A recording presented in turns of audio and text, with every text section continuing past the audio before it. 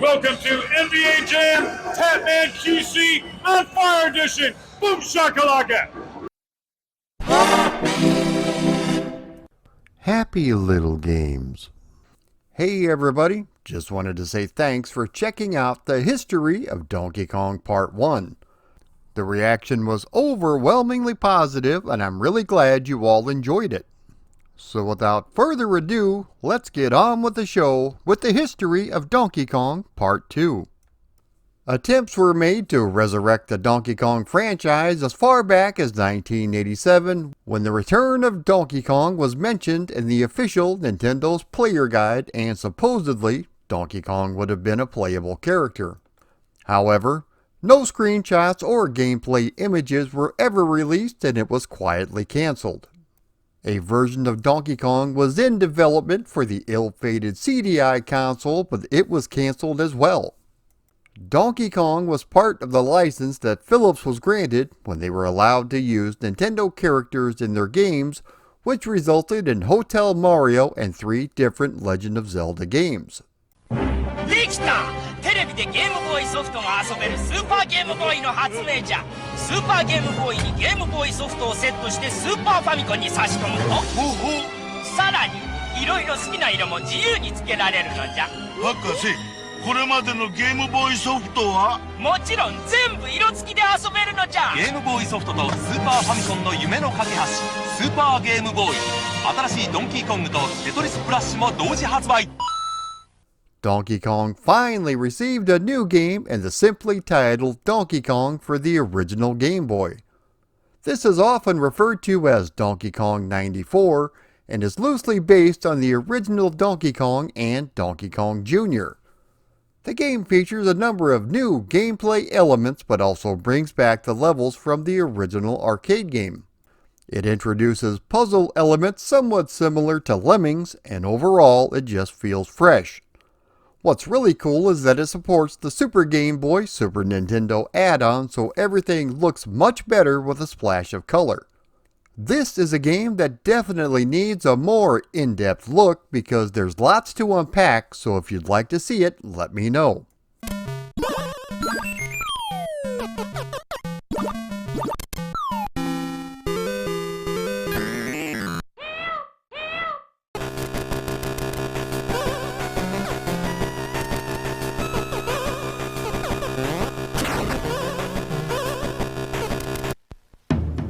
スーパーファミコンのゲームソフトに大革命が起こった」今までのテレビゲームでは表現できなかったコンピューターグラフィックスの迫力ある映像。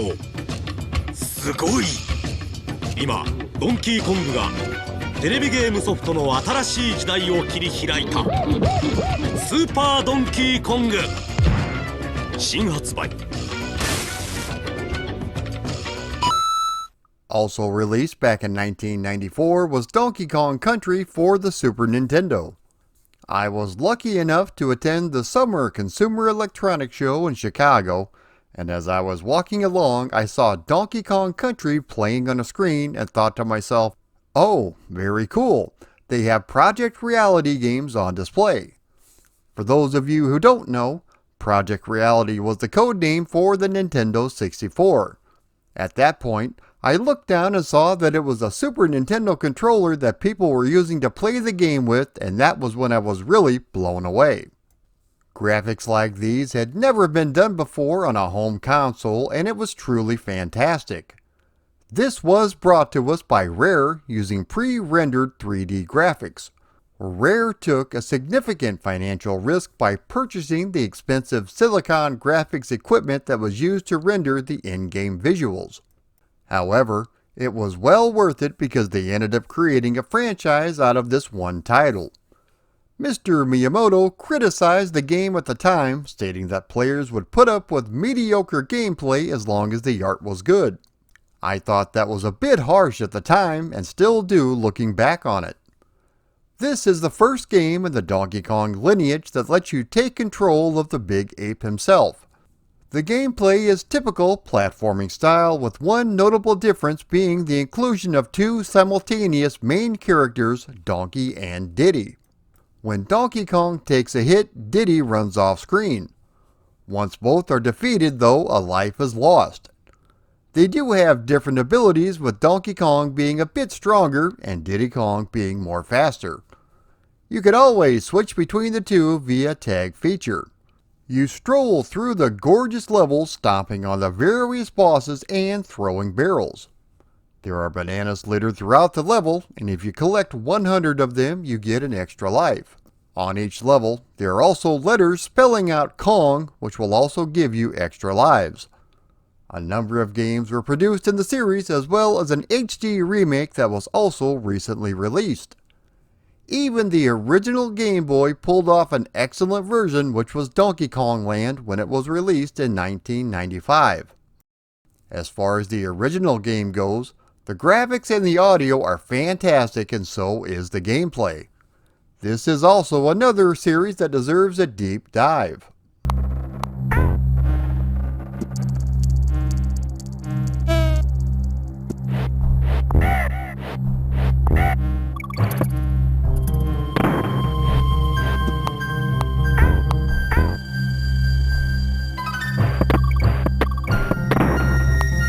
Even Diddy Kong got in on the fun when Diddy Kong Racing was released for the Nintendo 64 in 1997. This is a kart racer similar to Mario Kart, in which you control a number of different characters and vehicles. The game ended up selling almost 5 million copies worldwide, making it the Nintendo 64's 8th best-selling game. It also featured the introduction of characters Banjo-Kazooie and Conker, who would go on to star in their own individual games. It featured a number of tracks as well as 4 simultaneous players.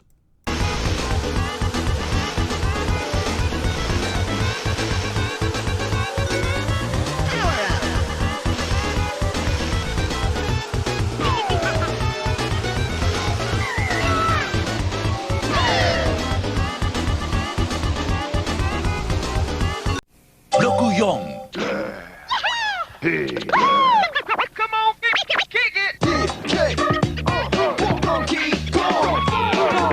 Donkey Kong が帰ってきた。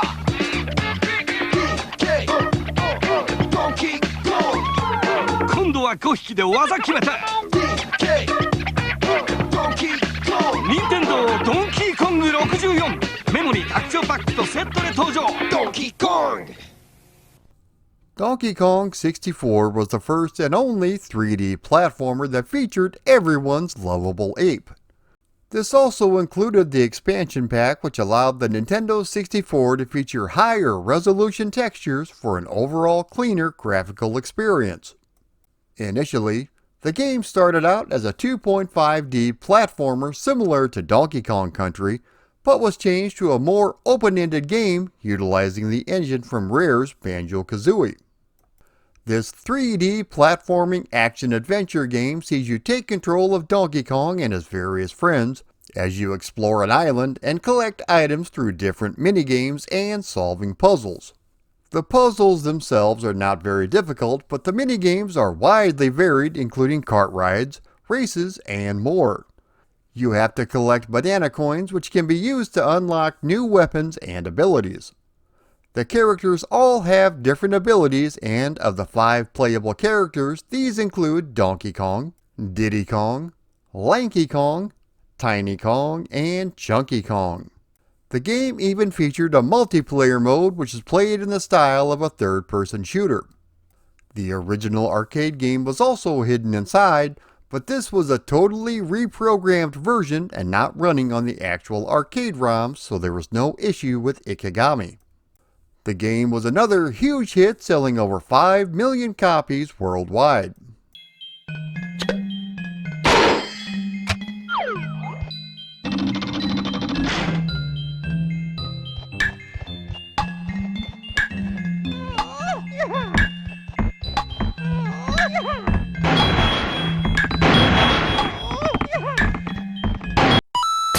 このおもちゃ工場から生まれたミニマリオが大ヒット。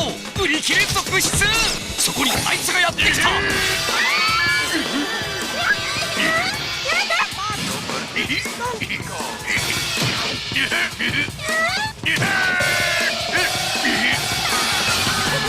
アクションでで謎を解きミニマリオを取り戻そう。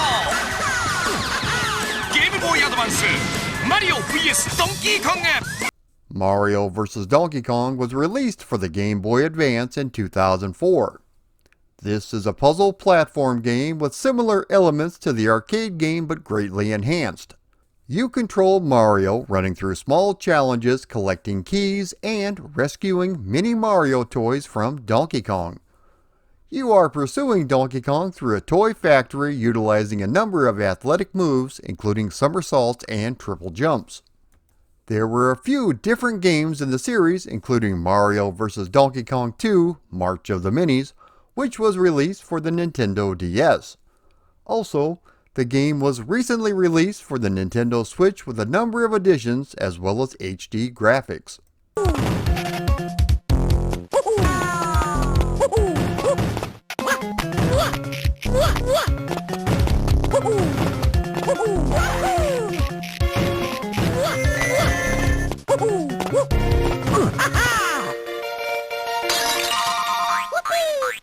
Donkey Kong had a number of different types of games over the years as well, including Donkey Kong Jungle Beat, which included a set of DK bongos in which you use these to control Donkey Kong.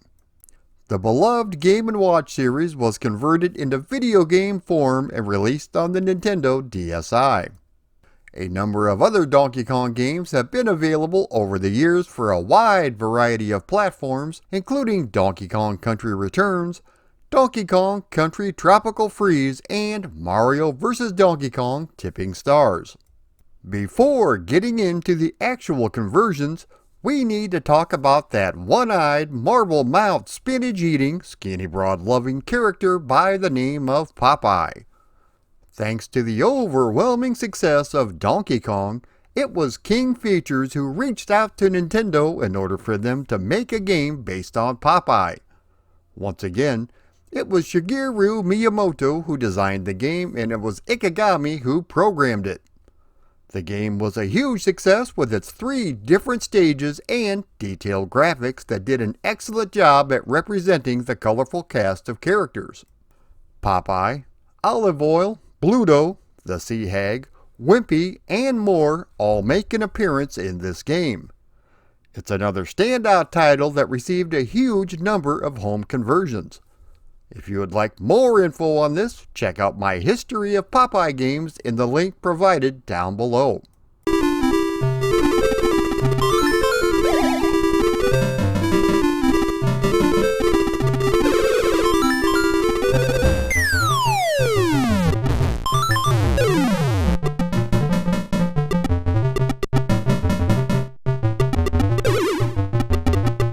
The original arcade game has seen some excellent homebrew releases over the years, including a modern take on the NES port, which was done for the Super Nintendo, which turned out really well.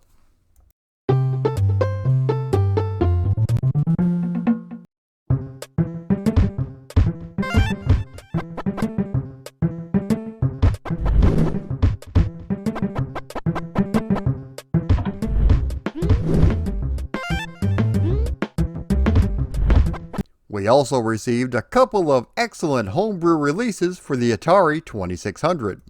Let me show both of these off and you'll be amazed at what the little 2600 could actually do.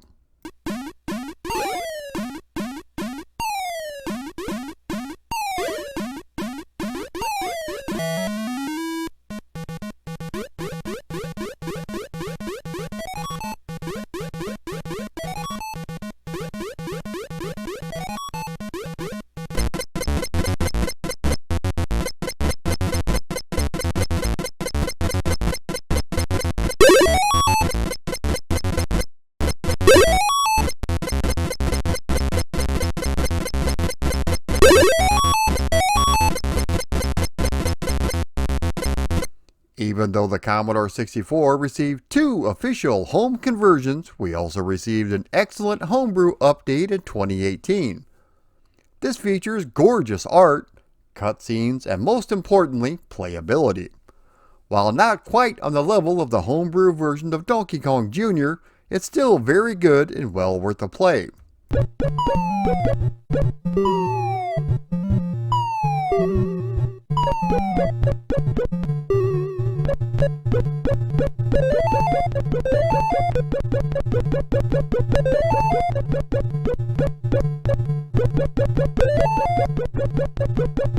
Another excellent homebrew that was recently released is the 2024 remake for the ZX Spectrum. This is really good, although there is a bit of color clash going on. The sound effects are pure, queefy goodness that you would expect from Sir Clive's little machine that could. However, it plays great, and that's what's important.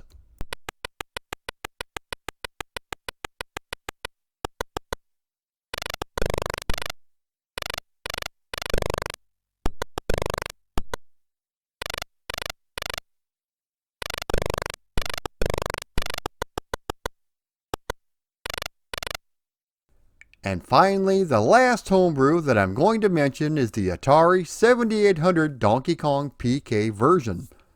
This is darn near arcade perfect, and I was both shocked and amazed at what I was playing. Everything from the arcade game is here, and the audio was utterly fantastic.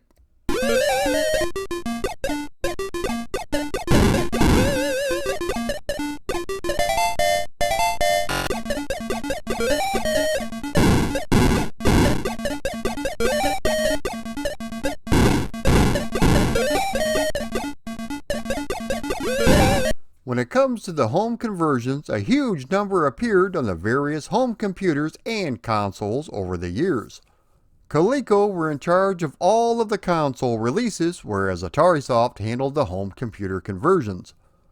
Let's start off the official conversions with the Texas Instrument port, and honestly, for a 1983 release, it is really good. Although there is no background music while you play, the sound effects are nice with nary a queef in sight.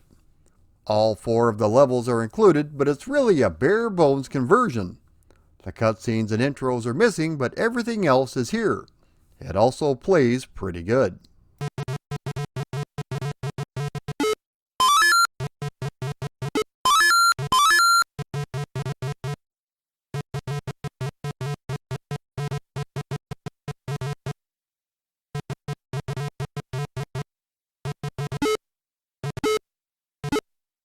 The official ZX Spectrum version is not very good. Due to Mario's wide bottom, they had to use industrial-sized ladders, which really stands out against the black background.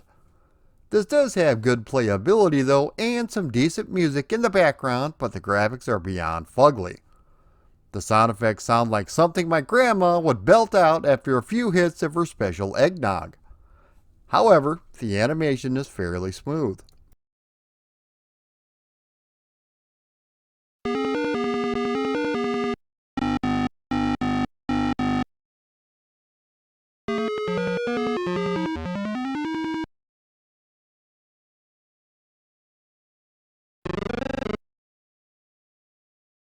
One of the first home releases I received as a kid was for the Atari 2600.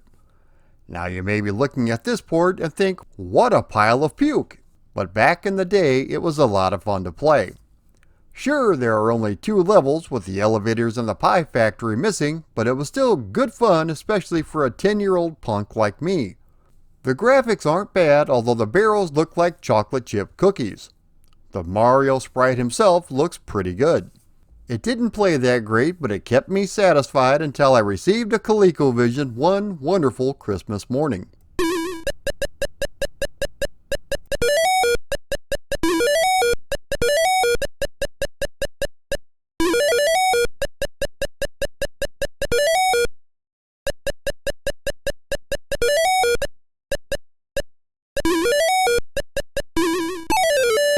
The ColecoVision version promised arcade-accurate graphics at home, and they did an excellent job. While the level layout isn't exactly the same, and the pie factory is missing along with the cutscenes, most everything else is here. The Mario sprite looks almost identical to the arcade game, although lacking a bit in the color department. It controls great, and for a home version back in the early 1980s, it couldn't get much better.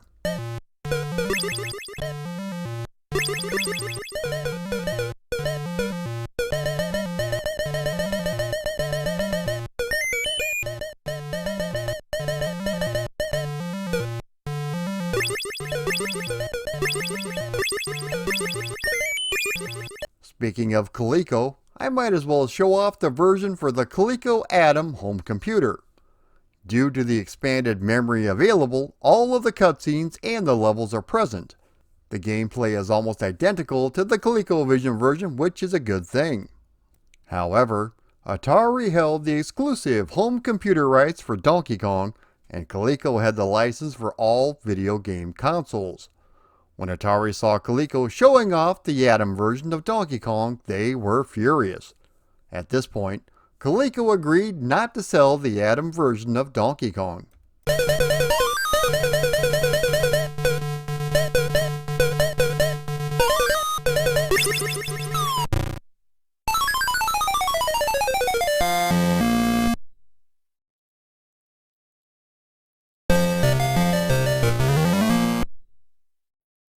The MSX version looks like a much more colorful version of the Spectrum, but plays a whole lot better.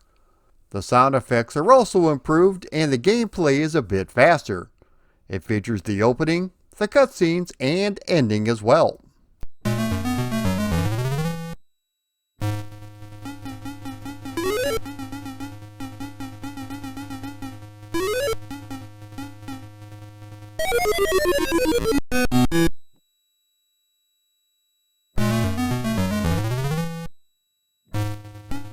I never had Donkey Kong for my very first computer, which was the Commodore VIC-20. After playing it recently for the first time, I'm very glad I didn't. While the graphics resemble the arcade game, the sprites are a large, chunky mess with not so great colors. The speed of the game is way too fast, and I found controlling Mario a bit slippery. It does contain the cutscenes and the Rivets level ending.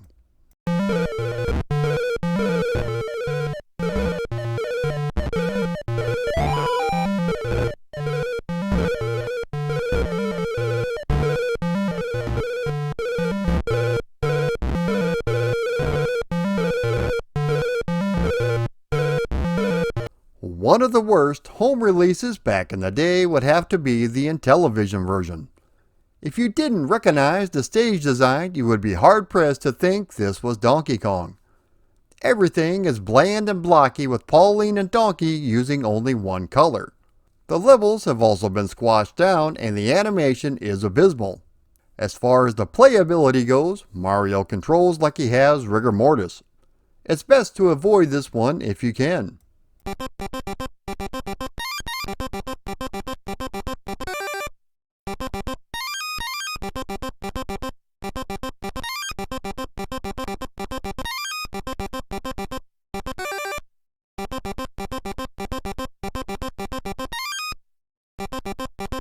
The Atari 800 version isn't too bad, although the colors are a bit on the wonky side. The gameplay is pretty good, though it does seem to run a bit too fast.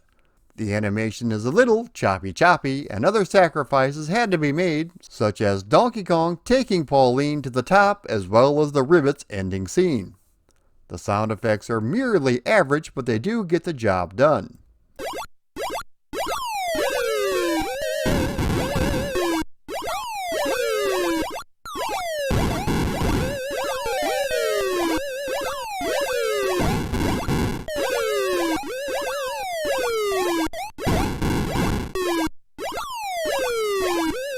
There was even a version released for the Atari 7800 console, which at the time wasn't too bad. I first picked this up at a pawn shop in the mid-90s, and while it looked pretty good, the controls were abysmal. None of the cutscenes are present, and the audio is terrible. The Pokey tries its hardest, but it just can't get the job done.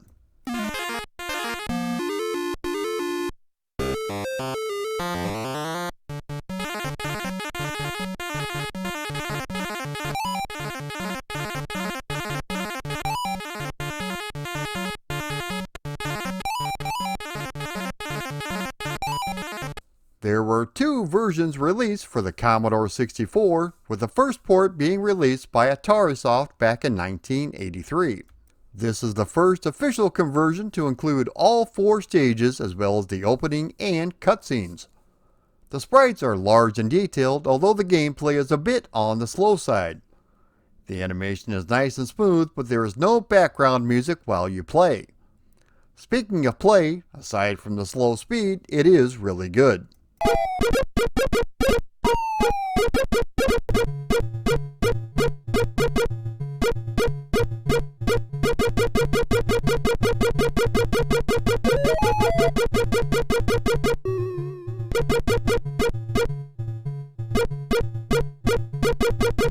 The second version was released for the Commodore 64 back in 1986, and it was from Ocean Software. While this version is a bit faster, the colors are a bit on the dull side. The sprites are also not as large, and everything just sort of feels off. People have argued that this version plays better than the 1983 Atari Soft release, but there's something about this version that just doesn't feel right. With that being said, everything from the arcade game has been included. In this version we also get background music, and it sounds pretty good.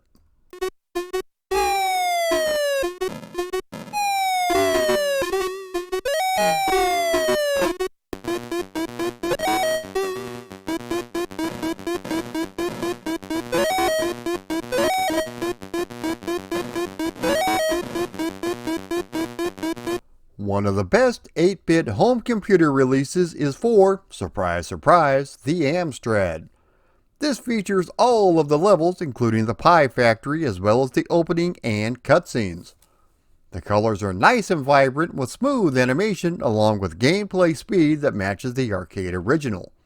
The sprites are nicely detailed with excellent use of shading on the oil can and hammers in particular.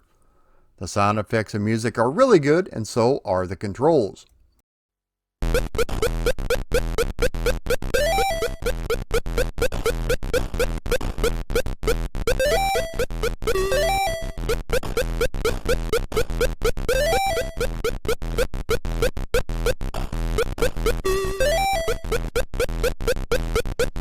The version most people are familiar with is the NES port, and it is very good, although it is missing the Pie Factory stage. The graphics look spot on with some slight changes to the level layout, including Pauline being on a different girder for some strange reason.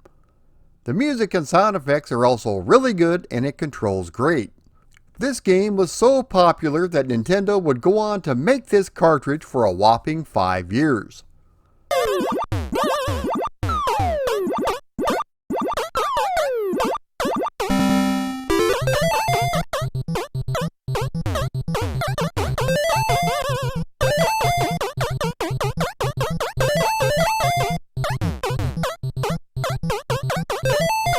The Nintendo Family Disk System that was released only in Japan also had a version that included the Pie Factory and some other small differences in the graphics. Playability-wise, it's exactly the same. Now if you were jonesing for a good old-fashioned queef taco, then look no further than the MS-DOS version. Released all the way back in 1983, this features CGA graphics and a horrible duck sound whenever Mario runs. The jumping sound is equally irritating, and he should be checking his shorts every time he jumps. It does feature some of the cutscenes, but Donkey Kong looks terrifying with his razor-like teeth and creepy Hannibal Lecter smile. With that being said though, it does play pretty good.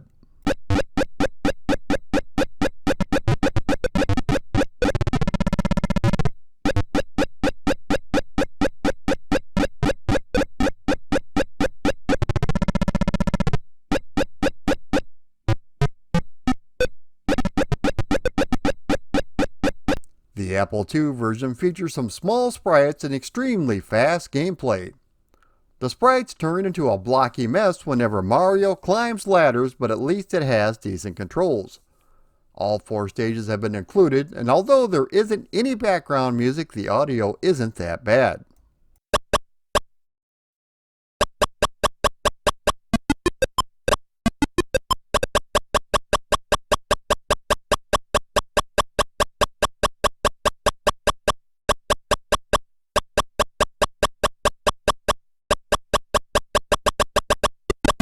The Game Boy Advance received a version of the classic NES title which looks and plays exactly as you would expect.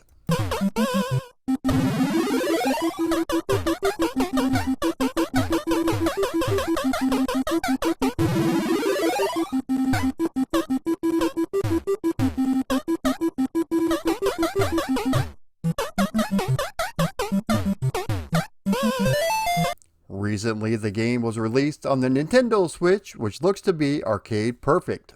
It's possible it's running on emulation, so they could have worked out their problems with Ikigami. And just for giggles, I thought I'd show off the Coleco tabletop version, which as you can see is not very good.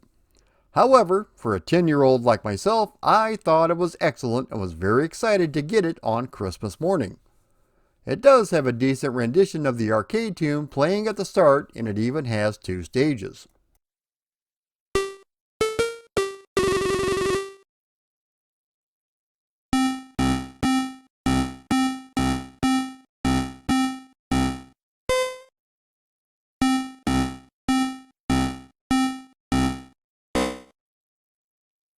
And there you have it, everybody, the history of Donkey Kong. I'm sure I've missed some ports here and there are a ton of homebrews I didn't cover, so if you want to see some more of these, let me know in the comments down below. Donkey Kong has always been one of my favorites, and I think it's due to the variety of the stages. I always preferred this game to the original Pac-Man, and to me, this is the king of the golden age. If you've never had the chance to jump over some barrels, grab a hammer and smack the crap out of some floating fireballs, be sure and give this game a shot. You'll be glad you did. If you like this video, be sure to like, comment, share, and subscribe. Also, if you would like to support me on Patreon, please click the link below. If you would like to contribute but not sign up for my Patreon, you can always click the donate button up above. Thanks everyone for watching.